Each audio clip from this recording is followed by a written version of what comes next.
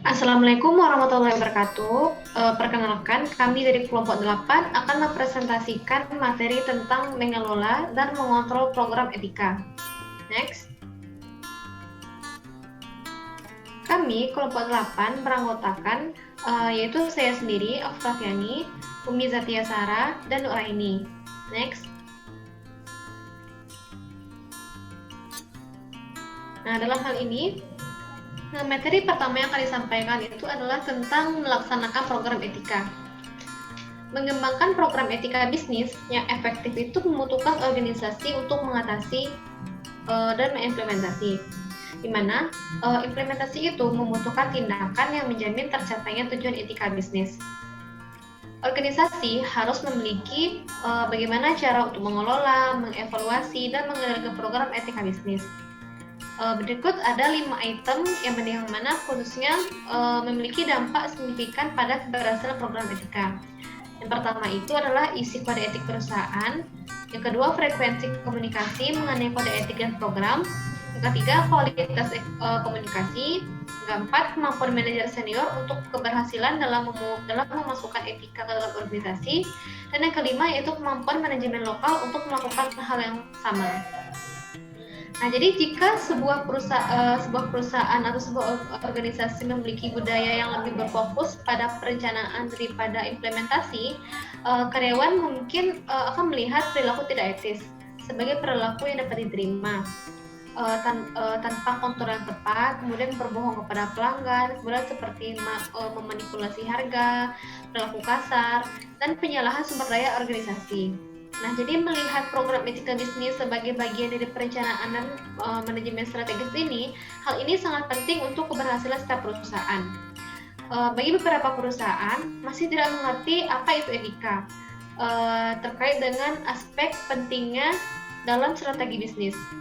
Nah, jadi akibat kesalahpahaman ini bermula dari keyakinan bahwa etika karyawan merupakan masalah individu dan bukan tanggung jawab dari manajer.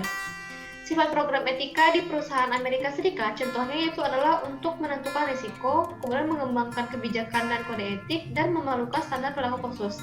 Namun, untuk melakukan hal yang benar dan mengetahui kapan harus mengatakan tidak atau menerima bantuan itu masih menjadi suatu keraguan. Karena karyawan harus memiliki rasa etika pribadi yang kuat. Dan nilai-nilai bersama di antara karyawan itu merupakan suatu hal yang sebagai perekat dalam manajemen dan juga untuk mencapai suksesnya program etika dalam bisnis.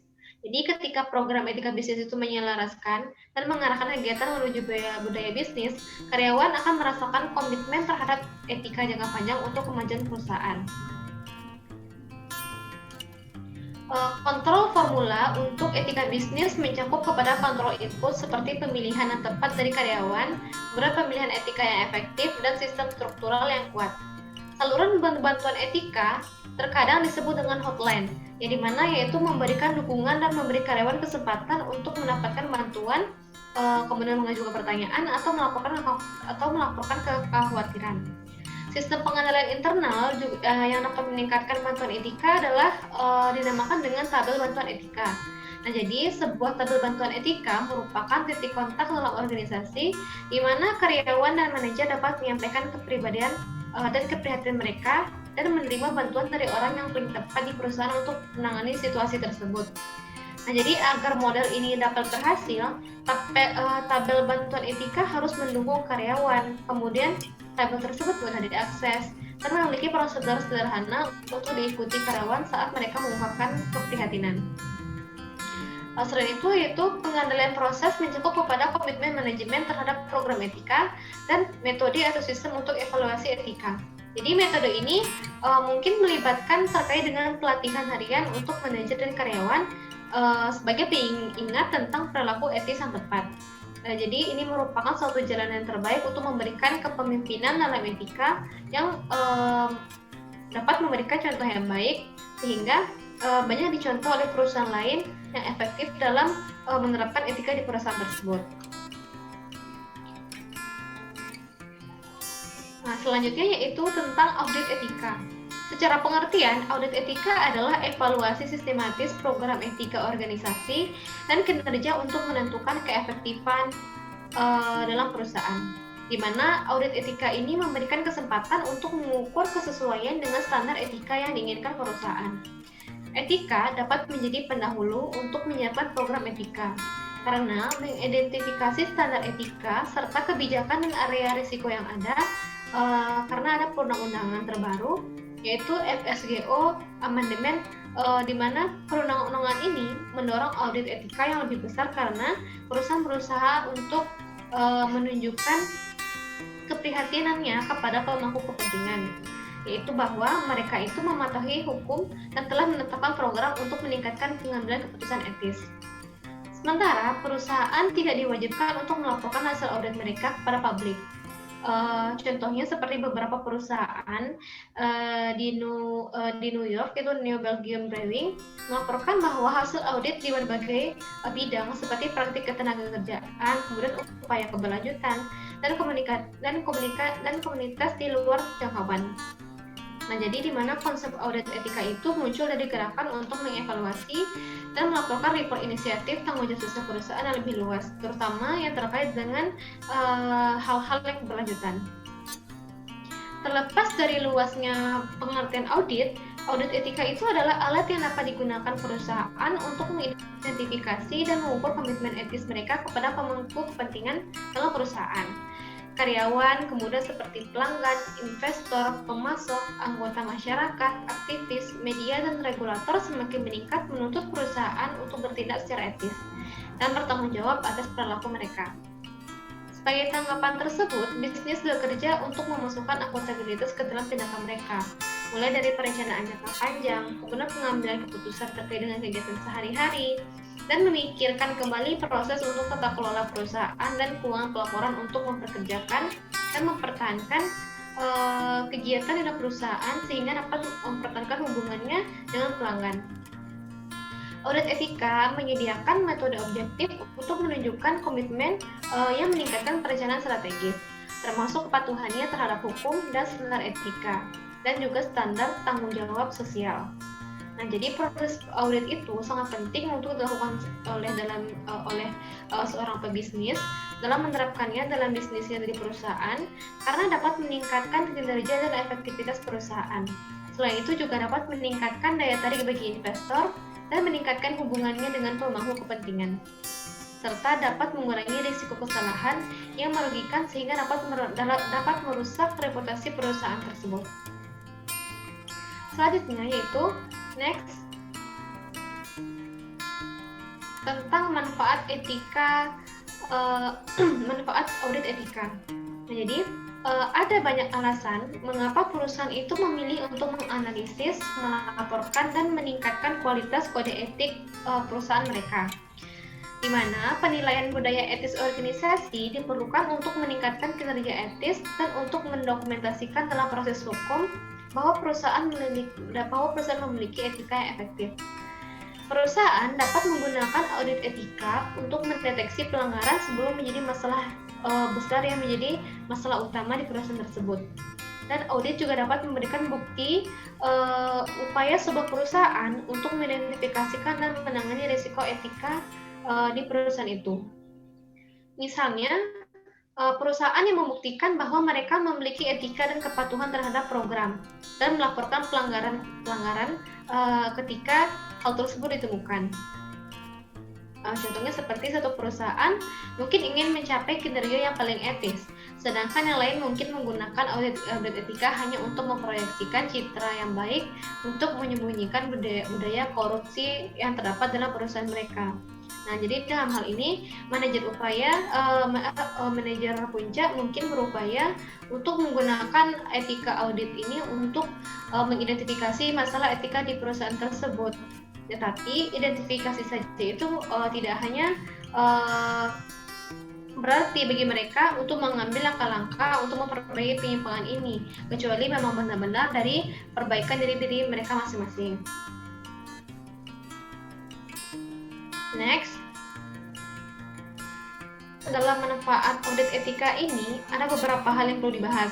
Yang pertama yaitu adalah manajemen dan pemulihan krisis etis. Manfaat signifikan dari audit etika adalah bahwa hal itu dapat mencegah kritis yang diakibatkan oleh etika atau pelanggaran hukum.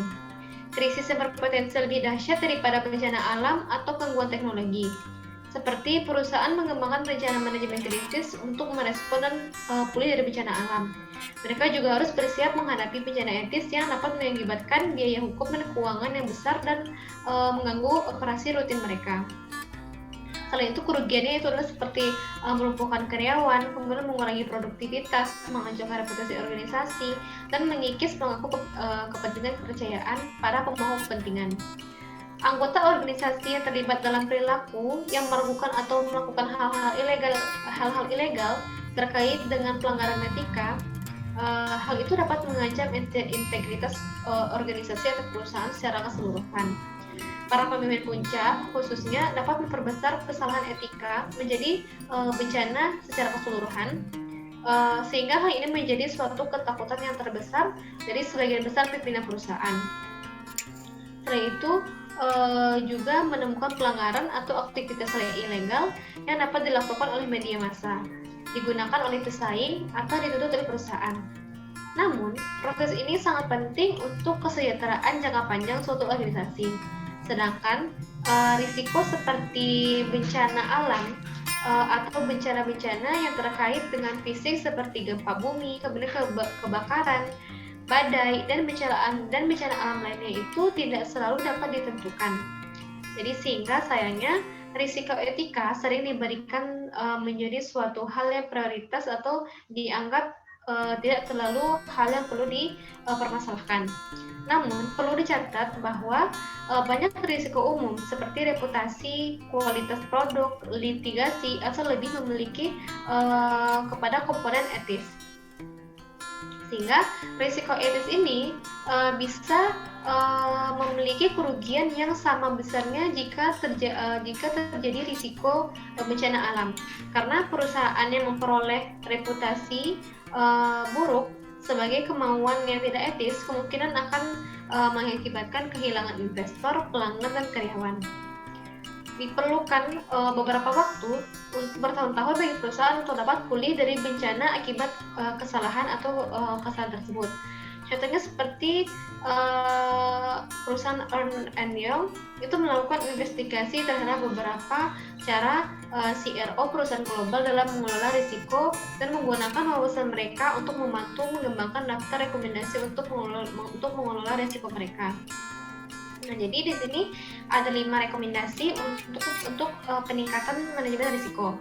Pertama itu adalah buat kantor manajemen proyek reformasi peraturan dengan tata kelola yang sesuai untuk mengarahkan bisnis termodel operasi dan mengelola risiko secara operasional. Yang kedua itu adalah Chief Risk Officer harus melaporkan kepada CRO Group atau anggota dewan. Ketiga yaitu melibatkan risiko dan kepatuhan pada awal siklus pengembangan produk. Yang keempat yaitu tingkatkan kontrol independen dengan menetapkan kerangka kerja tata kelola yang sesuai dengan manajemen portofolio itu harus mematuhi. Dan yang kelima yaitu mengelola dan mengoptimalkan penggunaan modal. Nah selanjutnya yang nomor 2 yaitu mengukur kinerja etis non-finansial. Sebagian besar peraturan etika dan kepatuhan perusahaan berfokus pada ukuran keuangan. Namun untuk benar-benar memiliki integritas, organisasi juga harus fokus pada bidang kinerja non-keuangan. Kata integritas dalam konteks tersebut menyiratkan bahwa organisasi yang seimbang tidak hanya membuat keputusan keuangan yang etis, tetapi juga etis dalam aspek yang lebih subjektif dari budaya perusahaannya.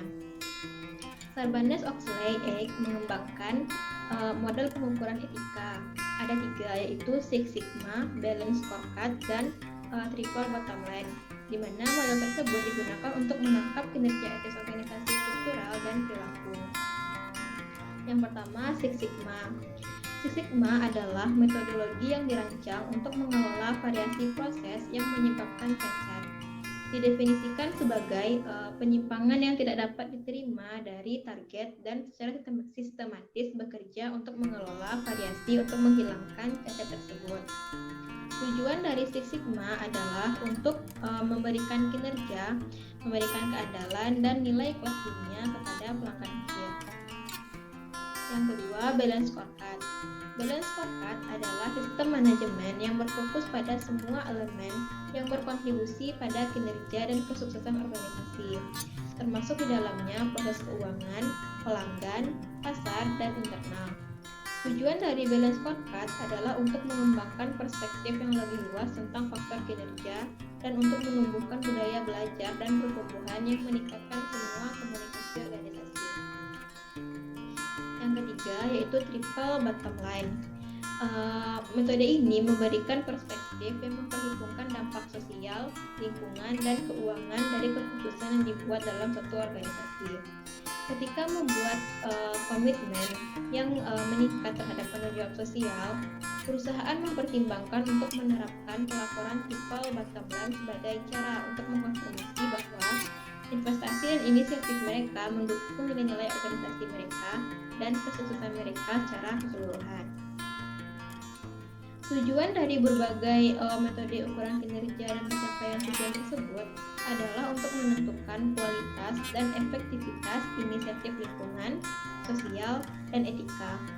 Banyak yang percaya bahwa keuntungan yang melekat diwujudkan oleh perusahaan dengan budaya etika yang kuat dan komitmen lingkungan, dibayar dengan komitmen pelanggan dan dalam menghindari publisitas negatif dan biaya yang terkait dengan kesalahan perusahaan. Kemudian yang ketiga yaitu risiko dan persyaratan dalam audit etika. Meskipun audit etika memberikan banyak manfaat bagi setiap perusahaan dan pemangku kepentingannya, audit etika tersebut memiliki potensi untuk menciptakan risiko. Misalnya, sebuah perusahaan mungkin mengungkap masalah etika yang tidak ingin diungkapkan sampai situasinya diperbaiki. Hal ini mungkin menemukan beberapa kritik terkait dengan pemangku kepentingannya yang tidak dapat dengan mudah ditangani. Kadang-kadang, proses pelaksanaan audit etika dapat mendorong ketidakpuasan pemangku kepentingan. Selain itu, proses audit membebankan beban dan biaya bagi perusahaan yang melakukan audit. Audit, meskipun merupakan tindakan yang bijaksana, namun tidak memberikan jaminan bahwa risiko dan tantangan etika dapat dihindari. Tantangan lainnya adalah dalam menilai risiko dan mengidentifikasi standar perbandingan. Bagaimanakah perusahaan dapat menganalisis dan mengelola risikonya secara memadai? Apakah tujuan dari perbaikan yang harus dikembangkan? Banyak perusahaan yang diduga melakukan pelanggaran menanggapi pengawasan publik atas praktik mereka dengan melakukan audit etika untuk menunjukkan perusahaan peduli dan menanggapi dengan tepat kelemahan dari program mereka. Sebagai akibat dari perilaku yang dipertanyakan atau pelanggaran hukum, misalnya seperti perusahaan Freddie Mac, mereka harus melakukan audit untuk menunjukkan komitmen nyata mereka dan untuk meningkatkan pengambilan keputusan dan perilaku etis. Penelitian menunjukkan bahwa etika dan prosedur audit tanggung jawab sosial perusahaan dapat menjadi rumit karena kurangnya standarisasi dan ukuran yang diterima secara luas. Meskipun etika dan tanggung jawab sosial didefinisikan dan dirasakan secara berbeda oleh pemangku kepentingan, inti standar minimum untuk kinerja etis terus berkembang.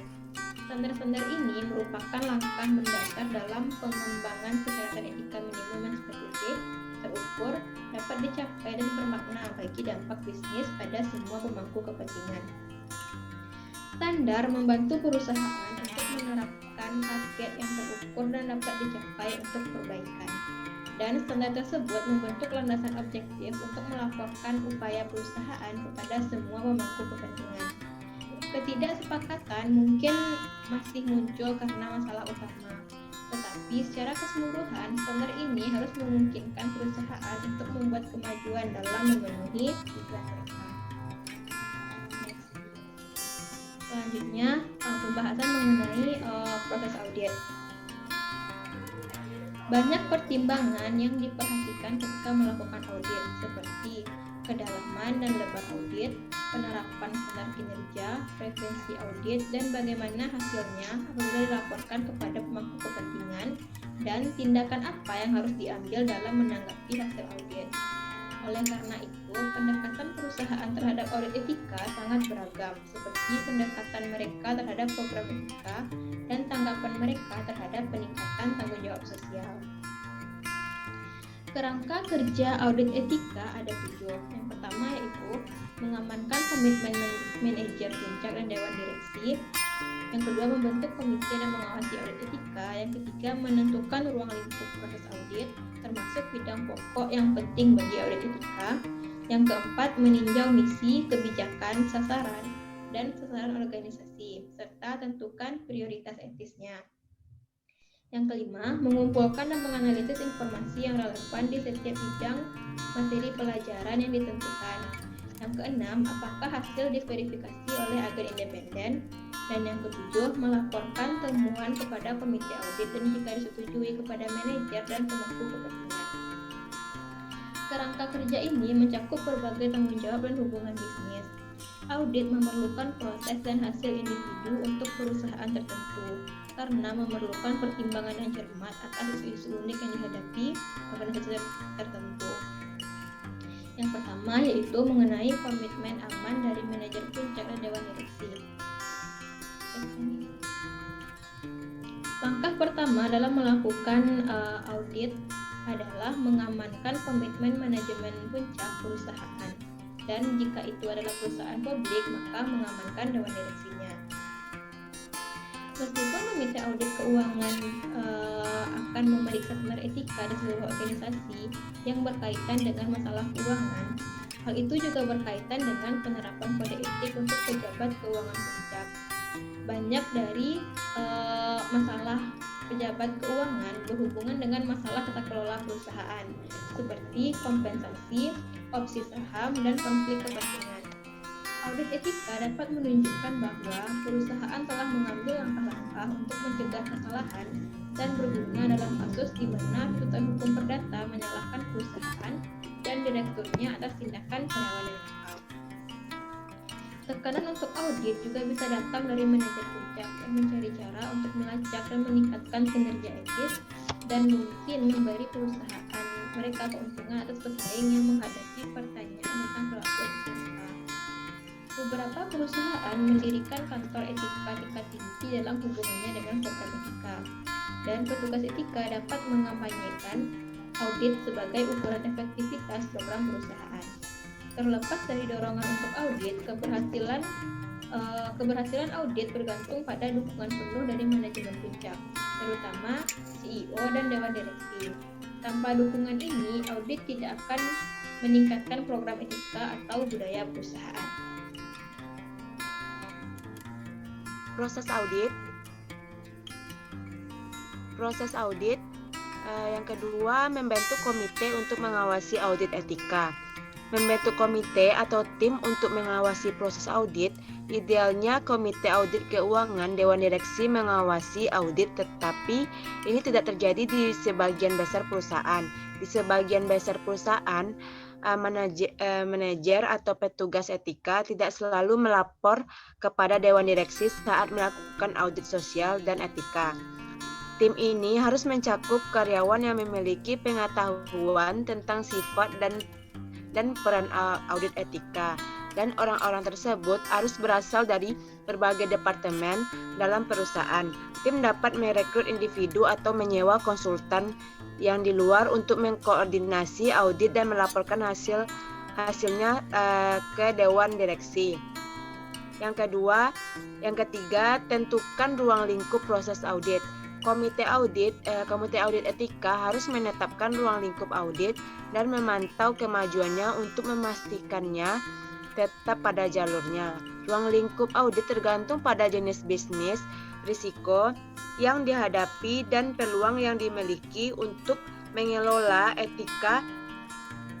Langkah ini mencakup artian dari subjek utama atau area risiko yang penting untuk audit.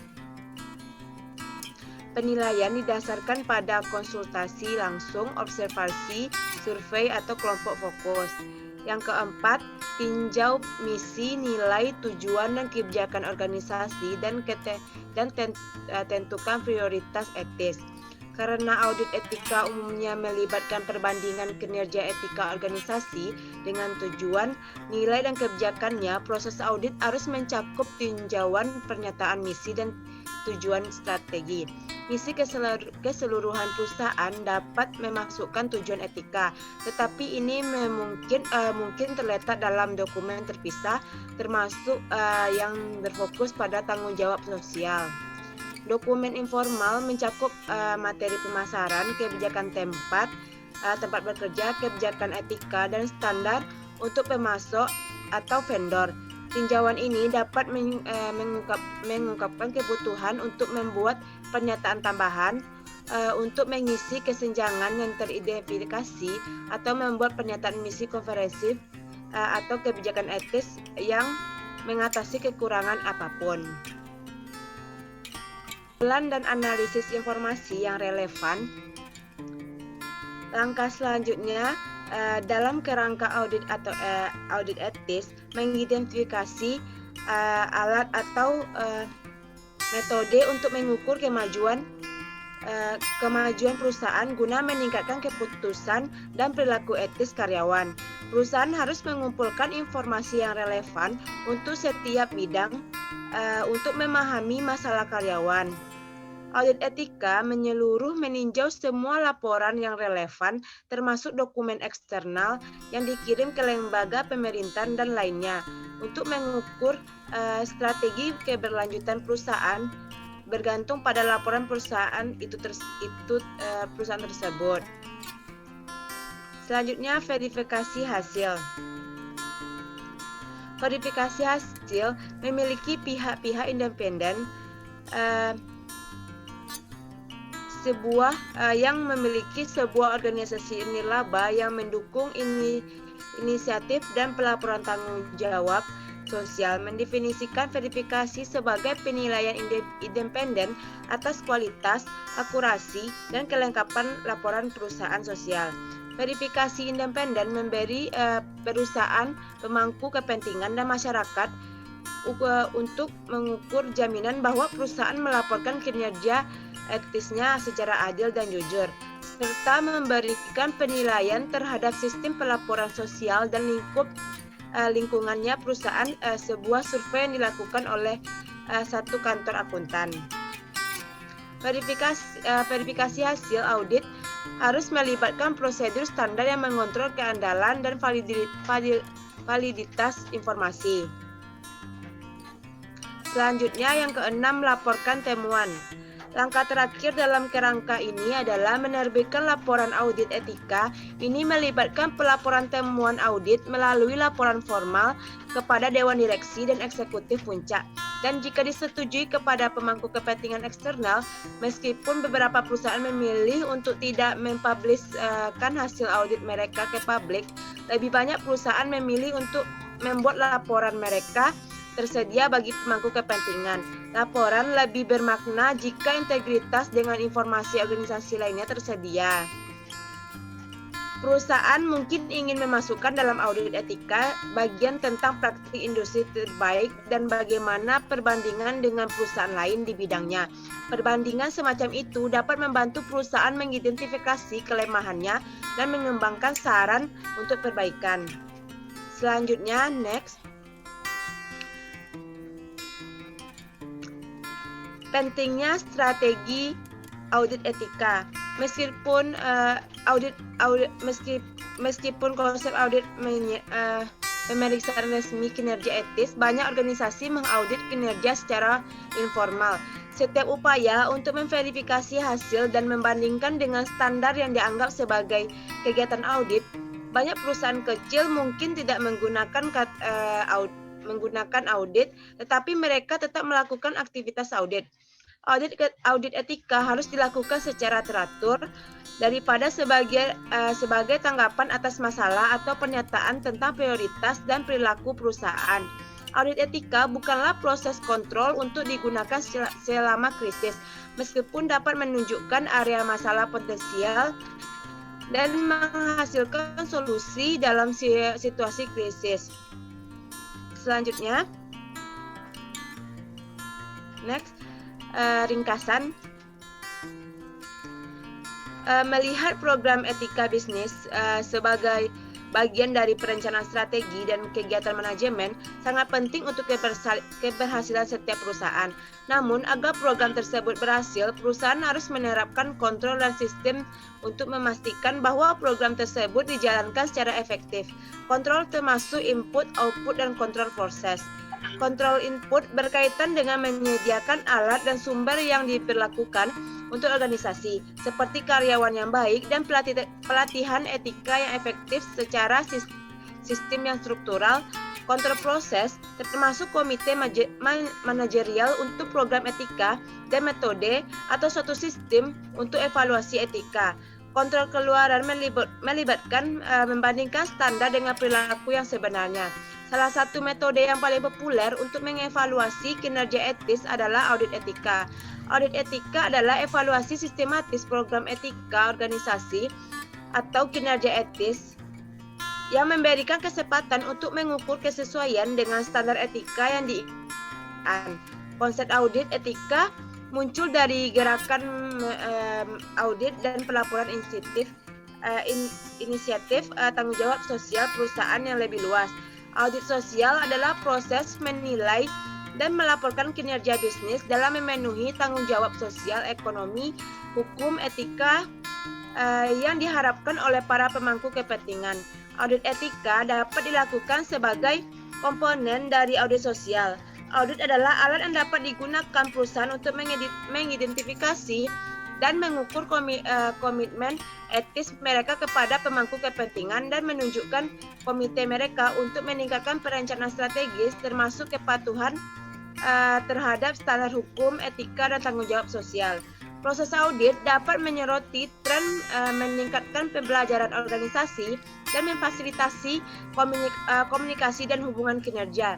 Audit membantu perusahaan menilai efektivitas program dan kebijakan mereka, mengidentifikasi potensi risiko dan kewajiban, meningkatkan kepatuhan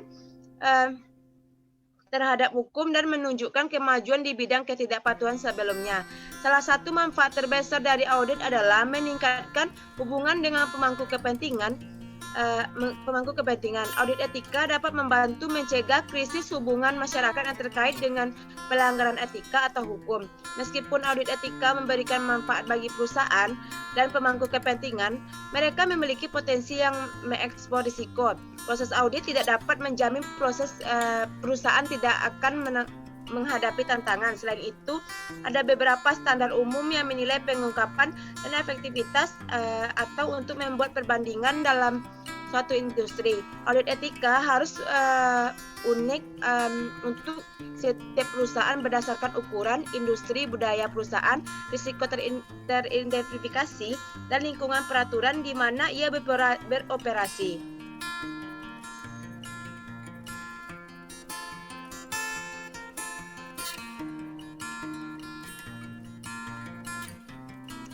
Terima kasih. Hanya itu penyampaian dari kelompok kami, kelompok 8. Kalau ada salah dan janggal, mohon dimaafkan. Saya tutup dengan wabillahi taufiq wal hidayah. Wassalamualaikum warahmatullahi wabarakatuh.